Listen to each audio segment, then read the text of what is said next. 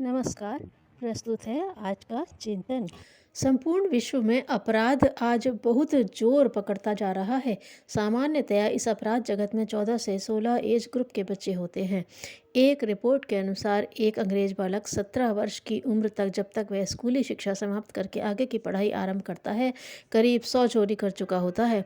इस प्रकार की शिक्षा बच्चों को उसके माँ बाप अथवा परिवार के सदस्यों से नहीं मिलती, तो फिर इन बालकों में अपराध भावना क्यों और कैसे पनपती है? इसका एक अध्ययन किया गया तो ज्ञात हुआ कि संभवतः सिनेमा अथवा टीवी या स्कूल से उन्हें ऐसी शिक्षा मिलती है। पश्चिमी देशों के बालकों में बहुत तीव्रता से नैतिक गिरावट आ रही है। उनमें अपने अथवा दूसरों के भले बुरे के ज्ञान की भारी कमी देखी गई। हाँ, एक मामले में अत्यंत सजग होते हैं कि अपराध में किसी तरह पकड़े न जाएं। इसका उन्हें पूरा पूरा ध्यान रहता है। आज का बालक ही कल समाज का सृजेता बनेगा। उसके नैतिक रुझान व अभिरुचि जैसे होंगे, भावी समाज भी वैसा ही बनेगा। जिसे वह नैतिक रूप से सही समझेगा, कल के समाज में उन्हीं गुणों की भरमार होगी। आज के बढ़ते बाल अपराध को देखते हुए भावी समाज का स्वरूप कितना दुखद होगा, इसकी कल्पना की जा सकती है। अतः यदि सुखद भविष्य की कल्पना करनी है तो बाल अपराध रोकना होगा और उनकी नई सिरे से गलाई ढलाई करनी होगी। वर्तमान समाज के नैतिक स्तर में अत्यंत तीव्र परिवर्तन आ रहा है। जनमत के आधार पर आज जिसे नैतिक रूप में ग्रहण किया जा रहा है, वही आगामी पीढ़ी के लिए कोढ़ का काम करेगा। अमेरिका भी यह स्वीकारता है कि इस नशीली द्रव्य के प्रयोग से न तो आज समाज और न आगामी पीढ़ी पर कोई बुरा असर पड़ेगा, अस्तु इसके सेवन को कानूनन वैध ठहराने पर जोर दिया जा रहा है। यदि इस संबंध में कोई कानून न बना तो पीढ़ी दर पीढ़ी इसका सेवन होता चला जाएगा। जैसे मर्जी वैसा करो और तब तक करते रहो जब तक दूसरों को कोई क्षति न पहुँचे।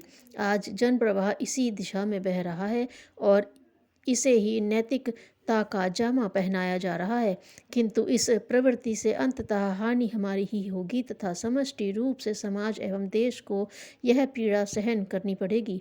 आज के बालकों का नैतिक स्तर सुधारना और नए सिरे से उनकी गलाई ढलाई कर उन्हें स्वस्थ चिंतन देने का उत्तरदायित्व उनके माँ बाप का है, क्योंकि आरंभिक शिक्षा बालकों को घर परिवार से ही मिलती है। अतः उनके अनगढ़ मन को आरंभ में उत्कृष्टता के जिस सांचे में ढाला जाएगा, वही रूप परिपक्व होकर बाद में सामने आएगा। नैतिक शिक्षा के अतिरिक्त माँ बाप बालकों के दैनिक क्रियाकलापों पर भी यदि ध्यान रखें और उन्हें घर में अथवा घर से बाहर ऐसे सिनेमा, पत्रिका एवं मित्र से मिलने देने पर पाबंदी लगा दें तो निकृष्ट स्तर की विचारना रखते हों तो घरेलू शिक्षा अधिक प्रभावशाली सिद्ध हो सकती है। चूँकि शिक्षा का प्रथम सोपान घर से आरंभ होता है, अतः माँ बाप नैतिक शिक्षण को स्कूल की अपेक्षा अधिक सजगतापूर्वक संपन्न कर सकते हैं। उन्हें इस दिशा में उन दार्शनिक कठिनाइयों का सामना नहीं करना पड़ेगा जो स्कूल में शिक्षकों को करनी पड़ती है। वस्तुतः नैतिकता कोई दर्शन नहीं है, वरन एक विशेष जीवन प्रवाह का नाम है, किंतु इसका शिक्षण सिद्धांतों द्वारा नहीं किया जा सकता। इसके लिए माँ बाप को ही पहले इस जीवन प्रवाह में बहना पड़ेगा, चिंतन में उत्कृष्टता लानी पड़ेगी, तभी वे अपने बालकों से वैसी उम्मीद कर सकते हैं, क्योंकि बच्चे की दिमागी स्थिति वैसी नहीं होती कि किसी तर्क दर्शन को समझाकर अपनी जीवन धारा को सही दिशा दे सके।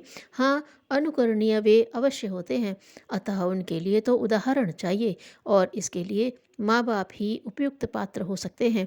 आज का स्कूल बच्चों को सिर्फ किताबी ज्ञान ही उपलब्ध कराता है। शिक्षकों में बुरी तरह मान्यता घर कर गई है कि उनकी उपयोगिता सिर्फ बाल ज्ञान उपलब्ध कराने तक ही सीमित है।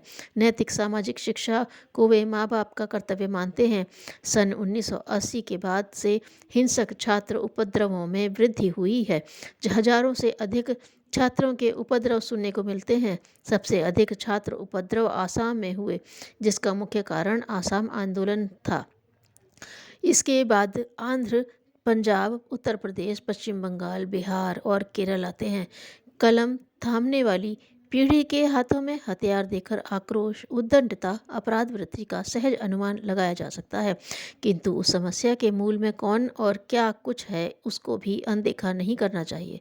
पढ़े लिखे खाते पीते घरों के नवयुवक राहजनी, डकैती, हत्या, लूटपाट, व्यभिचार में क्यों संलग्न हो रहे हैं? इन्हें क्यों कौन प्रेरित करता है? इसके लिए सामाजिक, आर्थिक, धार्मिक, राजनीतिक कौन ऐसे कारण हैं जिन्हें उत्तरदायी ठहराया जाए? इस पर गंभीरता से विचार करने पर कुछ तथ्य सामने उभर कर आए हैं कि यह किशोरावस्था ऐसी ही अवस्था है जिसमें दिशाहीन होने का सबसे अधिक खतरा है। इसी समय में उसे घरेलू शिक्षा तथा अच्छे मित्र सहयोगियों के मार्गदर्शन, अनुकरण की विशेष आवश्यकता होती है, जिसका समाज में क्रमशः अभाव होता जा रहा है। अश्रद्धा, अनास्था का विषाक्त वातावरण बन चला है। किशोरों और अभिभावकों पर से गुरुजनों और वृद्ध पीढ़ी में से उनके आचरण व्यवहार को देखकर अनास्था हो चली है।